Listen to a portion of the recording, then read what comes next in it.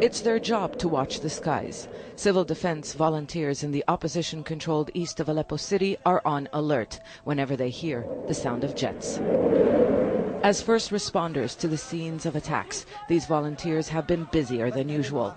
Russian airstrikes have intensified since the Syrian government's offensive began in Aleppo over a week ago.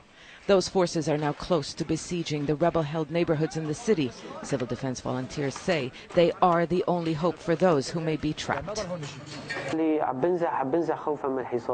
There are some people who are leaving the city because they are afraid of a siege. God willing it won't happen, but regardless, volunteers and our families decided to stay because we need to help the people and fighters who chose to stay.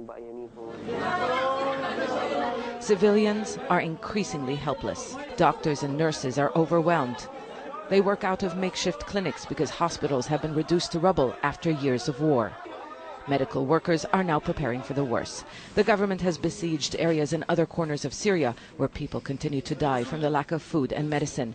And the fear is eastern Aleppo may be next.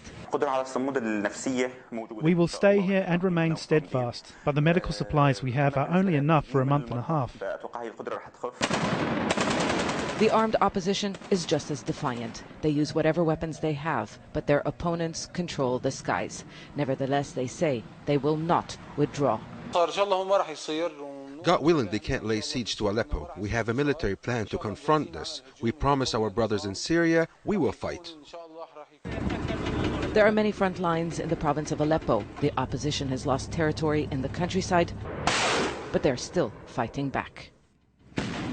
With the help of Russia and Iran, the Syrian government is close to encircling the city of Aleppo, and its troops are approaching the border with Turkey. It wants to cut the rebels' lifeline. It has already managed to disrupt their supply lines.